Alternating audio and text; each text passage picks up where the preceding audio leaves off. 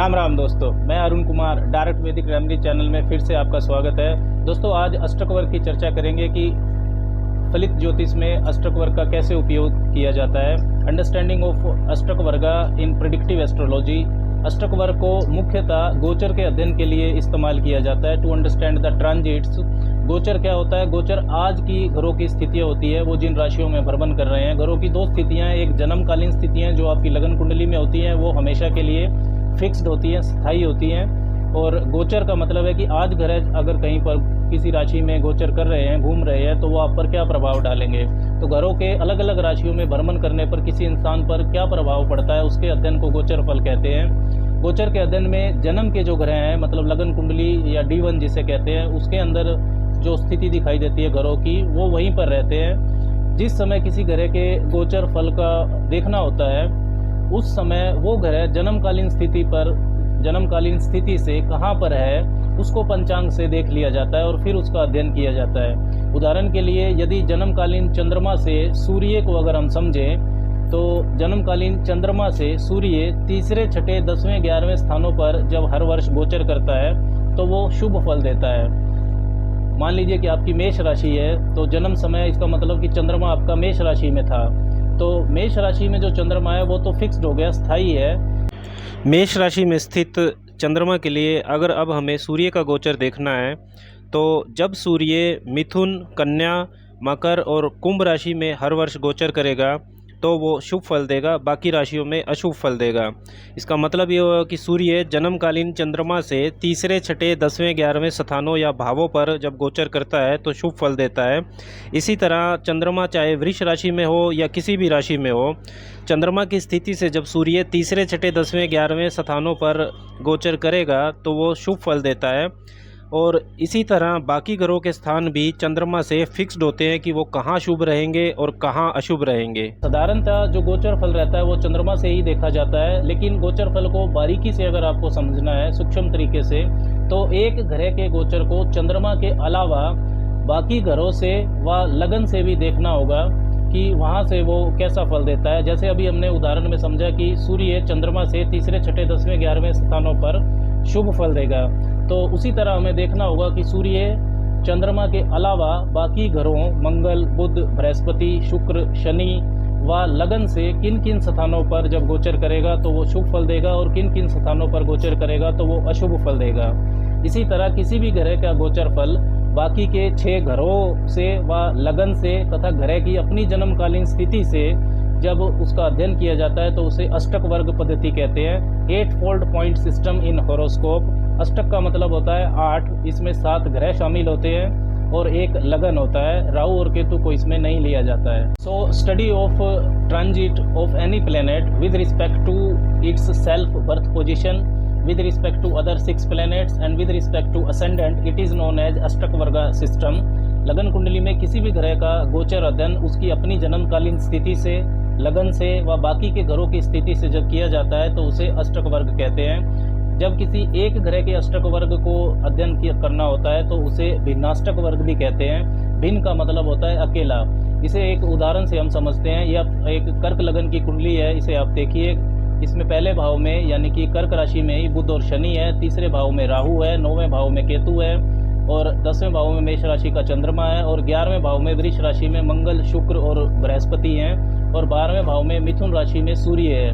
तो अगर इस कुंडली के लिए हमें सूर्य का भिन्नाष्टक वर्ग को बनाना हो कि सूर्य जब कर्क से लेकर मिथुन तक इन 12 राशियों में जब भ्रमण करेगा हर वर्ष तो वो कैसा फल देगा, तो उसके लिए हमें देखना होगा कि सूर्य अपने स्थान यानी कि मिथुन राशि से व बाकी के जो ग्रह हैं मंगल, बुध, बृहस्पति, शुक्र, शनि, इनसे व लगन से कहाँ कहाँ पर जब गोचर करेगा तो शुभ फल देगा और कहाँ पर अशुभ फल देगा। तो सूर्य अपने स्थान से यानी कि 12वें भाव से मिथुन राशि से जब पहले, दूसरे, चौथे, 7वें, 8वें, 9वें, 10वें, 11वें स्थानों पर जब गोचर करेगा तो शुभ फल देगा, अन्य स्थानों पर अशुभ फल देगा। सूर्य चंद्रमा से यानी कि मेष राशि से तीसरे, छठे, 10वें, 11वें स्थानों पर शुभ फल देता है। सूर्य मंगल से यानी कि 11वें भाव में है मंगल, तो पहले, दूसरे, चौथे, 7वें, 8वें, 9वें, 10वें, 11वें स्थानों पर मंगल से शुभ फल देता है। सूर्य शुक्र से 6, 7 और 12 स्थानों पर शुभ फल देता है। सूर्य बृहस्पति से 5वें, 6ठे और 9वें और 11वें इन 4 स्थानों पर शुभ फल देता है। सूर्य बुध से 3रे, 5वें, 6ठे, 9वें, 10वें, 11वें और 12वें इन 7 स्थानों पर शुभ फल देता है। सूर्य शनि से, शनि पहले भाव में है, वहाँ से पहले, दूसरे, चौथे, 7वें, 8वें, 9वें, 10वें, 11वें इन 6 स्थानों पर, इन 8 स्थानों पर शुभ फल देगा। और सूर्य लगन से 3रे, चौथे, 6ठे, 10वें, 11वें और 12वें इन 6 स्थानों पर शुभ फल देगा। इस तरह अगर हम इन सारे शुभ स्थानों को गिनेंगे तो ये जो टोटल पॉइंट्स आते हैं, टोटल शुभ स्थान आते हैं सूर्य के लिए, ये 48 आते हैं। इन शुभ स्थानों को समझने के बाद जब आप सूर्य का भिन्नाष्टक वर्ग बनाएंगे तो उसमें आप सूर्य के शुभ स्थान जहाँ पर भी आते हैं वहाँ पर हम बिंदु लगाते हुए चलेंगे। जैसे सूर्य अपने स्थान से यानी कि मिथुन राशि 12वें भाव से पहले, 3रे, चौथे, 7वें, 8वें, 9वें, 10वें, 11वें स्थानों पर शुभ फल करता है, तो इस तरह हम वहाँ पर बिंदु लगा देंगे या वहाँ पर आप पॉइंट लगा दीजिए। और इसी तरह जब आप सूर्य को चंद्रमा से जो शुभ स्थान है, सूर्य को जो मंगल से शुभ स्थान है, शुक्र, गुरु, बुध, शनि और लगन, जहाँ जहाँ से भी सूर्य को शुभ स्थान मिल रहे हैं उतने बिंदु आप उस पर लगा दीजिए। ये कुल मिलाकर टोटल 48 बिंदु आपको यहाँ पर लगाने हैं। इनको लगाने के बाद सूर्य का भिन्नाष्टक वर्ग तैयार हो जाएगा। सूर्य के भिन्नाष्टक वर्ग में कुल मिलाकर सभी भावों के बिंदुओं को जब हम जोड़ते हैं तो ये 48 बिंदु पड़ते हैं। सभी भावों के बिंदुओं को जोड़कर सूर्य के भिन्नाष्टक वर्ग को इस तरह भी रिप्रेजेंट किया जा सकता है। हर भाव के सभी बिंदुओं को जोड़कर हम इस तरह भी उसको लिख सकते हैं। जैसे पहला भाव जहाँ पर 4 नंबर लिखा है वहाँ पर 2 बिंदु पड़े हैं, दूसरे भाव में भी 2 बिंदु पड़े हैं। इस तरह सभी भावों को हम देख सकते हैं। इसी तरह जैसे सूर्य का भिन्नाष्टक वर्ग बनाया है वैसे ही बाकी के 6 घरों व लगन का भी भिन्नाष्टक वर्ग बना लिया जाता है। कोई भी ग्रह हो वो अपनी जन्मकालीन स्थिति से व बाकी घरों की स्थिति से व लगन से कहाँ कहाँ पर शुभ बिंदु डालेगा, मतलब शुभ स्थान होंगे उसके कौन से, ये ऋषियों महर्षियों ने निश्चित किए हुए हैं। इन्हें याद करने की ज़रूरत नहीं होती है। सभी ग्रहों के भिन्नाष्टक वर्ग के पॉइंट्स को अगर हम समझें तो जो सबसे शुभ ग्रह हैं, मोस्ट बेनिफिक बृहस्पति, उनके सबसे ज़्यादा शुभ बिंदु होते हैं 56। उसके बाद फिर बुध के 54 शुभ बिंदु होते हैं, शुक्र के 52, चंद्रमा के 49, सूर्य के 48। मंगल और शनि क्योंकि सबसे क्रूर हैं तो इनके सबसे कम 39 शुभ बिंदु होते हैं। भिन्नाष्टक वर्ग में कोई भी ग्रह किसी भी भाव में ज़्यादा से ज़्यादा 8 बिंदु या पॉइंट्स को पा सकता है। इन बिंदुओं या पॉइंट्स का जो औसत है वो 4 लिया जाता है।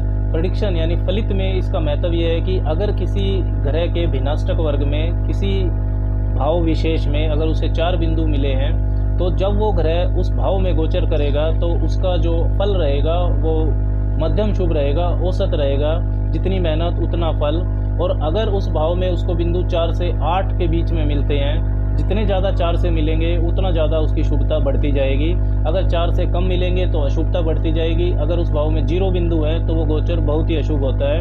अपने उदाहरण कुंडली में अगर हम सूर्य के भिन्नाष्टक वर्ग को देखें तो सूर्य यहाँ पर 12वें भाव में है, मिथुन राशि में, तो 3रे भाव में कन्या राशि में व 7वें भाव में सिंह राशि में और 9वें भाव में मीन राशि में, 10वें भाव में मेष राशि में और 12वें भाव में मिथुन राशि में। इन सब में 5-5 बिंदु दिखा रहा है। तो ये प्रतीत होता है कि यहाँ पर सूर्य जब इन राशियों में गोचर करेगा वर्ष में तो वो शुभ फल देगा। इसके साथ ही 4थे भाव में जहाँ पर तुला राशि है और 6ठे भाव में जहाँ पर धनु राशि है, 8वें भाव में जहाँ पर कुंभ राशि है और 11वें भाव में जहाँ पर वृष राशि है वहाँ पर 4-4 बिंदु मिले हैं। तो ये गोचर भी मध्यम शुभ रहेगा, शुभ फल देगा। पहले भाव में जहाँ पर कर्क राशि है और दूसरे भाव में जहाँ पर सिंह राशि है वहाँ पर 2 बिंदु मिले हैं। तो वहाँ पर इन राशियों में जब इन भावों में सूर्य गोचर करेगा तो वो अशुभ फल देगा। 5वें भाव में यानी कि वृश्चिक राशि में 3 बिंदु है, वहाँ भी सूर्य का गोचर अशुभ माना जाएगा। किसी भी भिन्नाष्टक वर्ग की टेबुलर फॉर्म को जब हम देखते हैं तो उसकी और भी ज़्यादा डिटेल पता चलती है। जैसे हमने उदाहरण कुंडली में सूर्य का भिन्नाष्टक वर्ग बनाया था तो उसकी अगर टेबुलर फॉर्म को अगर हम देखें, इस टेबुलर फॉर्म में राशि और भाव ऊपर दिए होते हैं और जो घरों के आगे 0 या 1 लिखा हुआ है उससे महत्वपूर्ण जानकारी मिलती है। जैसे अगर हम मेष राशि में सूर्य का गोचर देखें जो 10वें भाव में होगा तो शनि, सूर्य, शुक्र, बुध और लगन के आगे 1-1 नंबर लिखा हुआ है। तो इसका मतलब है कि शनि सूर्य खुद अपने स्थान से, और शुक्र, बुध और लगन ये सूर्य के मेष राशि में गोचर से खुश हैं, और बृहस्पति, मंगल, चंद्रमा इनके आगे 0 लिखा है, तो बृहस्पति, मंगल और चंद्रमा सूर्य के इस गोचर से खुश नहीं है। इसी तरह आप किसी भी ग्रह के गोचर को आगे 0 या 1 देकर ये पता लगा सकते हैं कि उससे कौन कौन से ग्रह खुश हैं और कौन कौन से ग्रह खुश नहीं हैं। नास्तिक वर्ग से जब गोचर का अध्ययन करें तो कुछ और बातों का भी ध्यान रखना चाहिए कि अगर जिस राशि में ग्रह जा रहा है वहाँ वो स्वराशि का हो रहा है, मतलब अगर उसकी अपनी राशि है, उच्च राशि है या मित्र राशि है, या इसके अलावा वो लगन से उपच्य स्थान पर जा रहा हो, तीसरे, छठे, 10वें और 11वें भाव को उपच्य स्थान कहते हैं, तो इन स्थानों पर जाने से उसकी जो शुभता है वो और बढ़ती है। अगर अशुभ वो फल दे रहा हो तो वो अशुभता भी घट जाती है। उदाहरण के लिए अगर हम देखें कि 10वें भाव में, हमारे उदाहरण कुंडली में 10वें भाव में उच्च राशि है, वहाँ मेष राशि है सूर्य की, वहाँ पर 5 बिंदु उसको मिले हैं और ये उपच्य स्थान भी है, तो जब मेष राशि में सूर्य गोचर करेगा तो वो बहुत शुभ फल देगा। इसी तरह तीसरे भाव में जहाँ पर कन्या राशि है, ये भी उपच्य स्थान है, वहाँ भी 5 बिंदु मिले हैं, तो वहाँ भी सूर्य की जो गोचर के फल की शुभता है वो और ज़्यादा बढ़ जाएगी। इसके विपरीत यदि ग्रह गोचर में जिस भाव या राशि में जा रहा है वहाँ पर वो नीच का हो रहा है या शत्रु राशि है उसके लिए, या वो अनुपच्य स्थान में जा रहा है, तीसरे, छठे, 10वें, 11वें भावों को छोड़कर बाकी के जो भाव होते हैं उन्हें अनुपच्य स्थान कहते हैं, तो यदि वहाँ पर थोड़े बिंदु है तो वो बहुत ज़्यादा अशुभ हो जाएगा, और अगर वहाँ पर बिंदु ज़्यादा है तो भी शुभता में कमी आ जाएगी। जैसे हमारे उदाहरण में दूसरे भाव में स्वराशि है या उसका सूर्य होगा, यानी कि सिंह राशि है वहाँ पर, लेकिन वो अनुपच्य स्थान है, साथ में 2 बिंदु भी है, तो ये काफ़ी अशुभ परिणाम देगा। चौथे भाव में तुला राशि है, वहाँ पर सूर्य नीच के होते हैं, 4 बिंदु हैं, तब भी वहाँ पर शुभता में काफ़ी कमी आ जाएगी। ग्रह के गोचर फल या ट्रांजिट को इस प्रकार आपको अष्टक वर्ग से समझना चाहिए। अब अगर आप किसी ग्रह, विशेषकर शनि और गुरु जो काफ़ी लंबे समय तक एक राशि में रहते हैं, उनको अगर गोचर फल को सुने तो आप अपने अष्टक वर्ग में उस भाव में शनि और गुरु को कितने बिंदु मिले हैं, कितने पॉइंट्स मिले हैं, इसको जरूर देखना।